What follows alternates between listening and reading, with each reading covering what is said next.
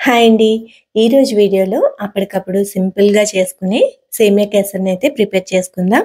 దీనికి ఎక్కువ ఇంగ్రీడియెంట్స్ అయితే అవసరం లేదండి. దీన్ని ప్రసాదంగా చేసుకున్నా, ఇంటికి ఎవరైనా గెస్ట్‌లొచ్చినప్పుడైనా, అప్పటికప్పుడు డిజర్ట్ ప్రిపేర్ చేసుకోవాలి అన్నా ఇది చాలా సింపుల్‌గా అయిపోతుంది. రెసిపీ అయితే చూసేద్దాం.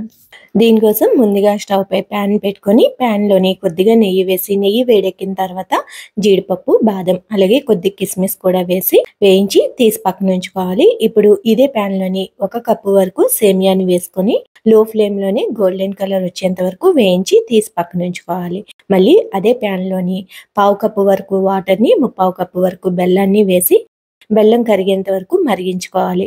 చూసారా? ఇలా బెల్లం కరిగిన తర్వాత దీంట్లోని వేయించి పెట్టుకున్న సేమియాని వేసి ఒకసారి కలిపేసి మూత పెట్టేసి 10 నిమిషాల పాటు లో ఫ్లేమ్‌లో కుక్ చేసుకున్నామంటే ఈ సేమియా అనేది ఉడికిపోతుంది. ఇప్పుడు దీంట్లోనే కొద్దిగా ఇలాచీ పౌడర్‌ని అలాగే వేయించి పెట్టుకున్న డ్రై ఫ్రూట్స్‌ని కూడా వేసి మరొకసారి కలిపి బౌల్‌లోకి సర్వ్ చేసుకోవడమే. అంతేనండి. చాలా సింపుల్‌గా ఈ కేసరిని ప్రిపేర్ చేసుకోవచ్చు. ఇలా ప్రసాదాన్నైనా ప్రిపేర్ చేసుకోవచ్చు. లేదు అప్పటికప్పుడు ఏదైనా డిజర్ట్ ప్రిపేర్ చేసుకోవాలన్నా ఇది ఒక మంచి ఆప్షన్ అన్నమాట. నచ్చిందా? అయితే తప్పకుండా ట్రై చేయండి. మీకెలా వచ్చింది అనేది షేర్ చేసుకోండి.